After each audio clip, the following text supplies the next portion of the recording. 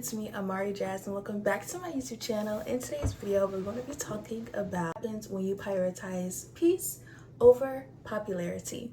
If you're interested, keep watching. Don't forget to like, comment, and subscribe. Turn on those post notifications and stick around for more.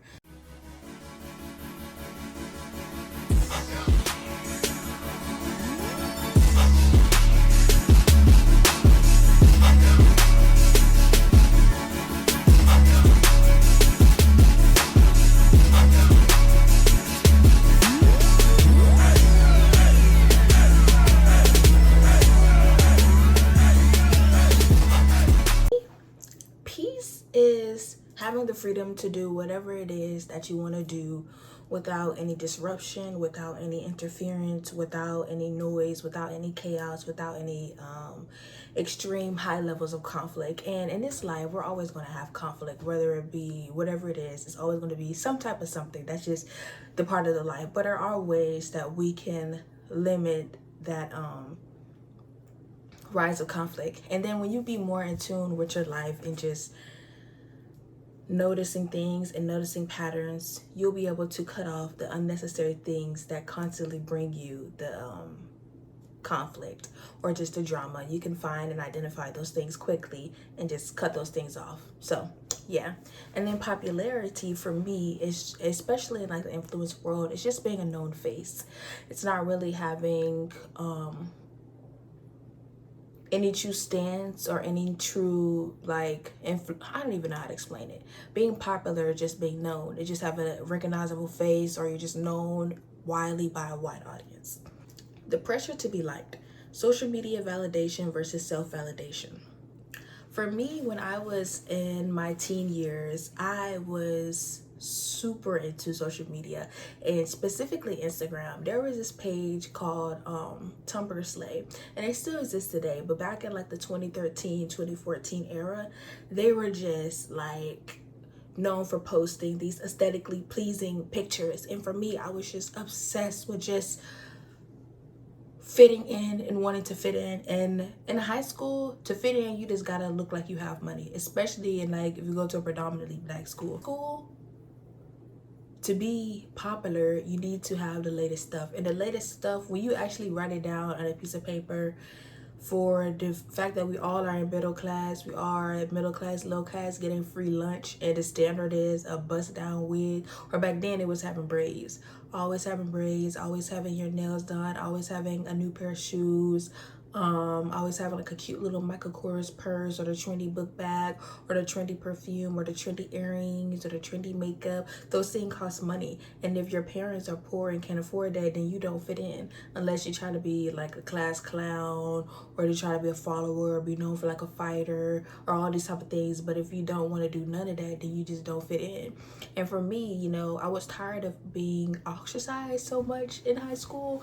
I always kind of wanted to just assimilate myself like into the trends and into what was going, but I never could because I didn't had the money. You know, all my clothes were hand-me-downs from like 2009 and it's 2014. Those stuff are completely out of fashion, but that was me even in my early days, like trying to still make it work, you know. But yeah, so at that time, then post high school, not really getting attention, you know, from guys and stuff like that. So you go to Instagram and you realize, okay, when I post this picture, I get more likes. But when I post like a selfie, or I post like a cute little background or whatever, this one's to get more likes. So it leads you to feel like, okay, maybe I should post my body more or be more revealing with my clothes to get more attention.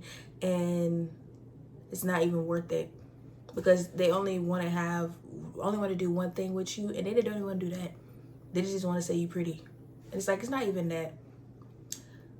Even whereas today, it didn't that turn to just always having to post the biggest, prettiest picture for your birthday. And it's like all this obsession to where now, like, I genuinely do not give a about Instagram or any of that. I really don't care about posting a picture of myself. I care about it to like promote my brand, promote my YouTube channel, promote my videos. I may post like, you know, cute little editorial photo shoots, or cute little quotes, or cute little things I'm into, but you'll never really see me like post a bikini picture, not for real. Or if I do, I'm well off and I'm just don't even care no more. but it's not going to be a orchestrated, you know, photo I don't even believe in the concept of paying for a photo shoot, not to build your portfolio, but just to post on Instagram. And it's always butt naked. It's always roses covering up your titties. It's always very just garbage, honestly. So versus self-validation is you confirm with yourself.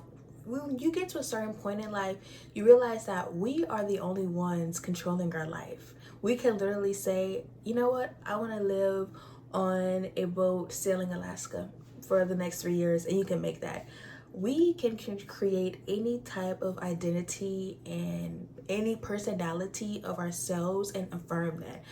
We never really need the okay from somebody else, and rarely will these people that we're constantly chasing to validate us will ever do, because they themselves hate themselves.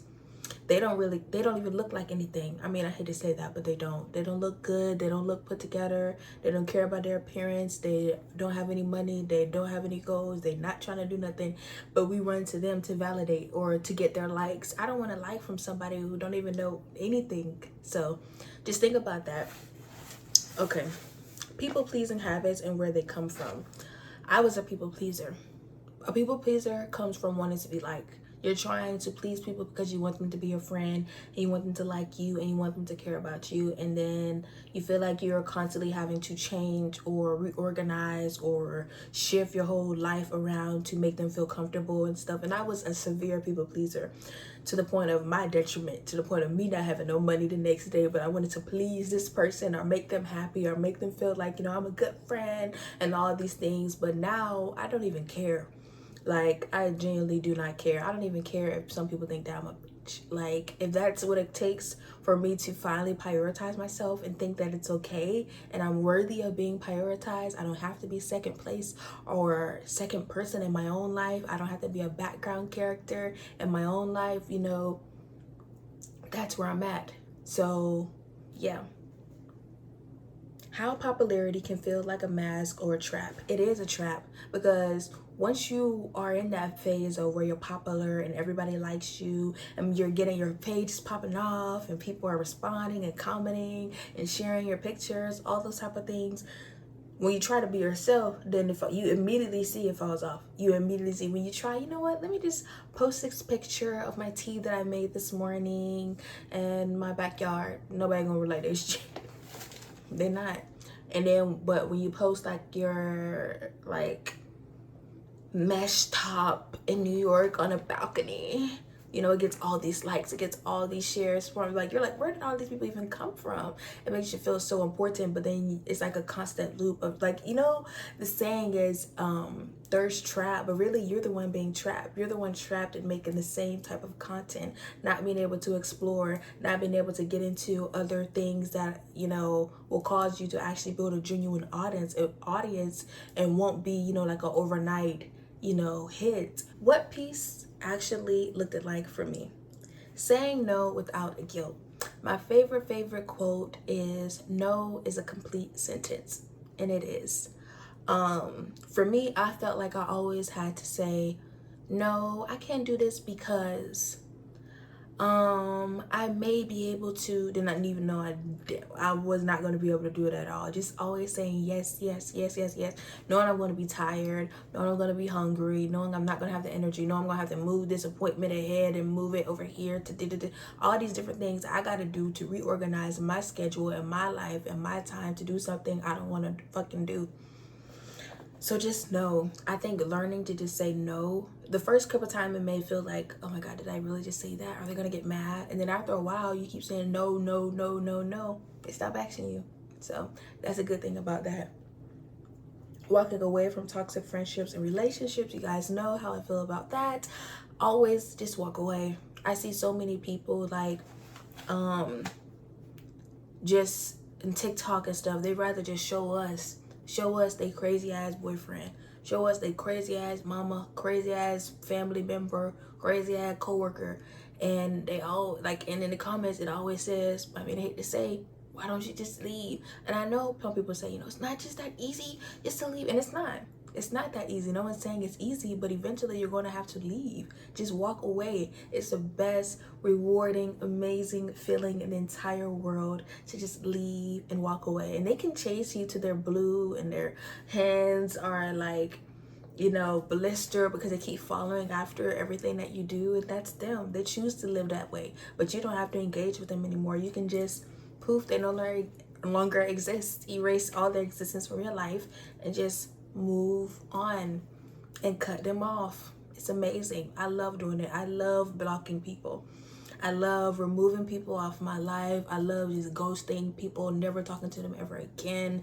That is my specialty. So yeah, a lot of your peace will finally have space to exist when you move them crazy ass people out your life. Next, choosing solitude over around the wrong crowd. Very important. You don't have to be in everybody's face.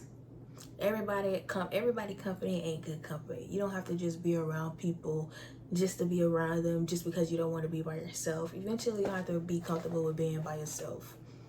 It's just an inevitable truth. Versus than trying to beat somebody else down and control other people.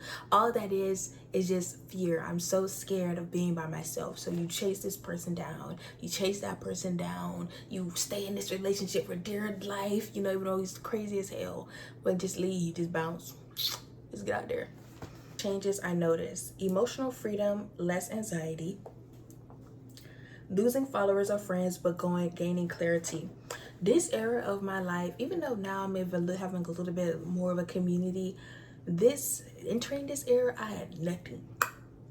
All the relationships that I had last year, friends, family, you know, romantic partners, whatever, I really don't have barely any of them.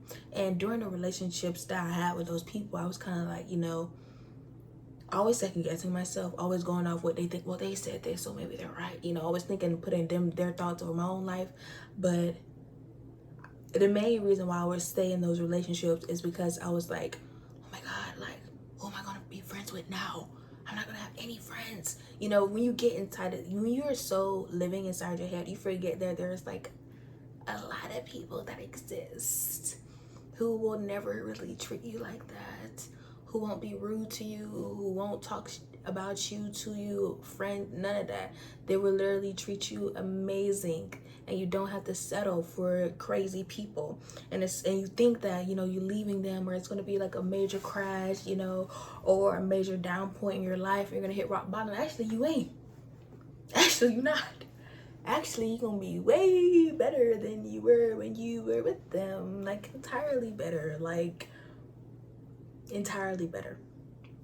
Entirely better, to the point where, wow, I can't believe that I used to live like that before. Anyways, more time and energy alignment with your real self. Very true. Me, I feel like I finally got back. I don't know, you probably haven't seen that transition, but I feel like I'm more myself and more able to be AmariJasz on my platform and be confident in myself, because I have freedom to just exist like that. I can take up space, I can scream, I can yell, I can go to sleep, I can do whatever I want to do, and I don't have to walk like this and think every calculated step. When I move forward, I gotta think of this, I'll move to the left, I gotta think about this, that, how is this person gonna react, should I text them, every choice I make, I gotta go through 4 or 5 different people to get there. Okay, now I just be like, okay, I want to do it, I'm doing it. That's just really it. Hard truths and losses. Feeling lonely during the shift is a very real thing. Being misunderstood or judged, very real thing. Realizing how much of your identity was tied to others' opinions, exactly. When you're always having to get an okay or green light from somebody else, eventually your life is not going to be the series of your choices. It's going to be the series of this person who gave you an okay, this other person who gave you okay. You're working these jobs that you don't really want to work, but the people in your ear was telling you it was a good job. This is your life. This is your life. You are the pilot of your own ship. Do not get out of your seat and let somebody else drive you to where they don't know you. You know what you want. You know what you need. You know what you deserve. Give them, throw them out the window, and you get in your seat and do whatever. And yes, it's going to be lonely. It is going to be lonely. It is going to be times where you feel like, maybe I should go back, or maybe I should reconsider, or maybe it wasn't really that bad. But those moments will pass. It's a withdrawal. You're withdrawing from those toxic relationships. Let them withdraw, let them go away, let it go about at least 3 to 6 months, 1 year, and you'll realize, you know what? Things are actually starting to be better in my life now that this person is gone. So there's no real reason to circle around that block for them. Next, feeling misunderstood. Yeah, a lot of people that you no longer are, associate yourself with, they never really gonna admit. They're never gonna admit and say, you know what, I was messed up for what I did. They're never gonna admit that. Not for real. Cause why would they? If they were the type of people who admit what they do wrong, they wouldn't be the type of people who treat you the way that they did. So yeah, they're never gonna be able to understand why you left, and they don't need to. It don't need to be no reason. There's no real, a friendship or relationship, unless you married, is not a legal binding. You can't just say, I don't want to do it no more. Bye. You can. You don't have to give really an explanation. I mean, it'll be not, depending on your type of relationship. If this is a respectful person and you feel like you can have a conversation, sure. But somebody is mean, rude, disrespectful, and nasty, you can just leave. It don't gotta be no talk about no nothing. It don't gotta be no closure. I don't care about closure. You can just leave. You can just disappear. You don't owe them nothing. Next, long-term benefits. Peace of mind over chaos of powerful, attracting genuine people, aligned opportunities, improved decision-making and mental health, rediscovery of your purpose and your values. Extremely true, especially with attracting genuine people. I think when you are immersed in a sea or just a tornado of negativity, you can't even see the positive. You can't even see where the door is to get the hell out of there. But when you finally do leave, you finally look back, and as you keep walking, that tornado gets so small, and then eventually get to the point where it's like, why was I even there? I was living in this little bitty tornado life, and there's like mountains that exist, there's valleys that exist, there's beautiful cities, there's gardens, there's waterfalls, there's volcanoes, and I'm just stuck in this little bitty piece of nothing, that's not even worth anything, and I could be doing what I need to be doing. So yeah. And it's also about just living in alignment with your life. When you're in the natural flow of your life, in the way that things are supposed to go and that they're supposed to be, those energies will come back to you and flow enormously than you probably ever thought. Like when I was actually going through the struggle, I would never just receive like random gifts and stuff. But as I, cut those things off and just in my element, doing what I was supposed to do, doing what I'm supposed to do, now I randomly get something, or something randomly just goes through, or this just randomly gets approved, because I no longer have, demonic entities trying to eat every little fruit that they see about to grow. Like, like say something is like blossoming. It's like, imagine you have a cake, right? And it's your birthday. You have a cake with all the candles, and before you can even blow, somebody else just blow them out. Before you can even get the chance to even blow, let's blow them out. Or say you look at something, like you see this flower rising and you've been watering it, and as soon as it's just about to sprout, they snatch the shit right out of the ground. And then you try to grow this other plant, try to grow it, pouring water on it, all this type of stuff. They see you put in the effort, and as soon as it grows, they snatch it. There's people like that exist. It's people like that exist, and it makes me laugh because they're crazy, and I no longer live those lives anymore. So, go to my last section. How to start choosing peace over popularity. One day at a time. I know it's cute. I know we all just want instant gratification, and we want everything to just instantly have peace and instantly be exactly where we want to be. Just snap our fingers and we're just there. We pay this course or we pay this thing and we're just instantly there. That's not life, baby. That's not how life works, darling. So it's going to take time. And I think the biggest thing you could do is just be kind and patient with yourself. I think sometimes we are harder on ourselves than we really need to be.